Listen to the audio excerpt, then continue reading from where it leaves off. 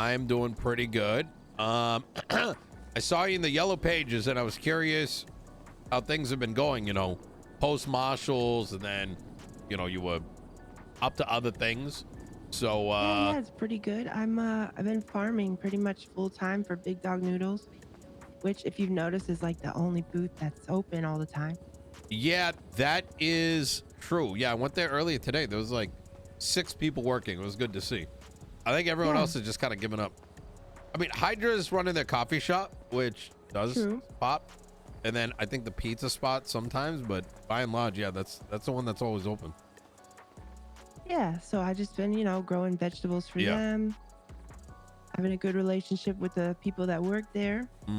I've been living kind of a, chill life. I recently got back the reports that I had requested on myself from the Marshals, and in doing so, they produced 44 reports. Oh. Yeah, there was a lot over a span of 3 months. And a lot of it was filled with like lies, and what I can best describe is singular, like rumors turn into multi-page like fantasy novels, stories. Yeah, for sure. And it sounds like the Marshalls. Well, that's kind of what I want to talk to you about, because I know you worked for them for a while, and I kind of wanted to pick your brain as to how normalized that was, and like if there's anything that I should be aware of in terms of how do I put this? I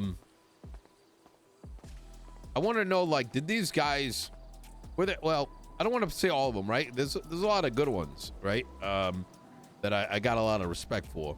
But did you ever become privy to any of these things? Well, I'll tell you what. I think that there was a definite divide between if you have taken an oath as a law enforcement officer in this city versus if you have not. And if you have not taken that oath, I observed the practice of them automatically assuming that you're a criminal. Like everybody. Yeah. Like everybody who has not like holding a badge, And I still to this day do not have a crime on my record, Nino, not even a traffic ticket. Wait, did they accuse you of being a criminal? Well, I went to a farm while I was clocked in at the Marshal's office just to like check on the plants, redo the water. And they staked out this warehouse and sat outside watching like to see where I would go and like what I was doing. And basically they basically accused me. They ran license plates in front of this farm warehouse. They basically accused me of taking the information from the MDT and using it nefariously. Wait. Based on what, though? Did they ever tell you? Based on the fact that I was in a farm warehouse on Power Street. So they just came up in. So they just came up with the MDT thing, like just. Yeah. I guess so. Well, also another Marshal said that. Well, this is when I was, doing data analysis for them and stuff. But he said, sometimes I see her cursor inside of a report. That's actually what he said. It's like they are making up actual stories. Like they have a narrative and then they want to create the evidence to back their narrative. Wow. Even if it's bad evidence. Yeah, that sounds about right. So that's my experience. I didn't realize. See, I only have like largely my experience to kind of judge everything by, right?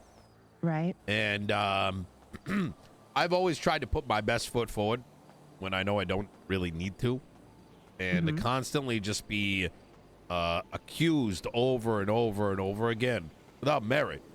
At a certain For point, you sure. can't breathe, and you're gonna do whatever you can in order to breathe, right? Whatever it Well, you know, it takes. kind of reminds me of like, American politics too. Like, it's like people have this mindset that if you're not with us, you're against us. And like, it's so polarizing and like always this hard binary. It's like, where is the nuance? Like, how come nobody can think in like shades of gray? What is the deal with that? Yeah, absolutely. It makes discourse like impossible because someone is demanding, like like demanding you agree absolutely with their position. Right. Otherwise, there's an issue. You can't. And Mm. yeah, and I'll tell you what, like I wanted to work at the Marshalls. My whole reason for that was because I saw this divide, this very polarizing divide between criminals and police in the city. And like I understand that they chose to live their lives very different ways and they're always going to be antagonistic to each other. I get that. But I just wanted to work on a way where it didn't have to be so toxic and maybe thought if we could get some more information that it could be a little bit better. I think that's very similar to why not exactly the same, but very similar reasons why I took office as well. That's good, but it's a I mean, beatdown, huh? oh, it fucking is.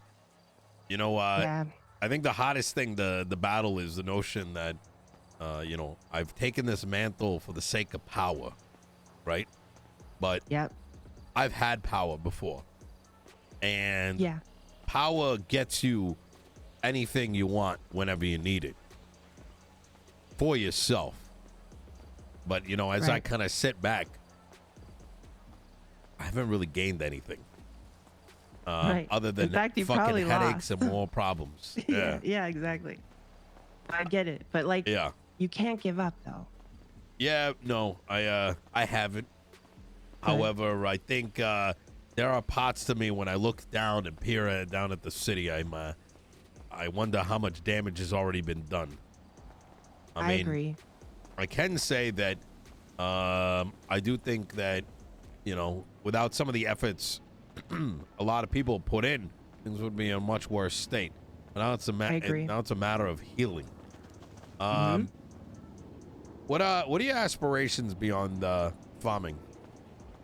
Well, I've always wanted to work in government for that reason I just said. I want to make the world a better place for people who live in it. Yeah. And I know I can't change the whole world. I get it, but I just want to do work that benefits humans.